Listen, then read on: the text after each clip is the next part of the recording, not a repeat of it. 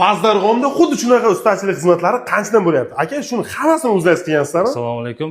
Xudo xolasa hammasini o'zimiz qilganmiz. Faqat eshiklari, mebellaridan tashqari, kuxnyasini, mebelini boshqa ustalar qilgan, qolgan dizayn hammasi o'zimiz. Hammomni mana ko'rishingiz mumkin.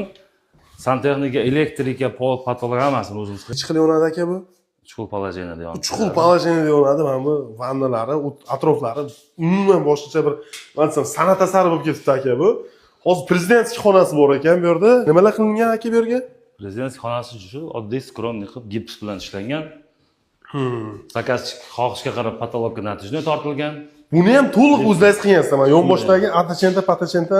Shunday hammasini o'zimiz, tega gips, laminat. Bu yerda televizor zonasi ekan. Mebelchilardan keyin svetodiodlar o'rnatib berganmiz o'zimiz. Mana bu ko'rib turganingiz ikkinchi etaji.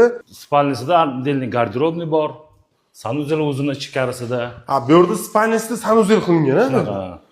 Har xilcha rangli svetlar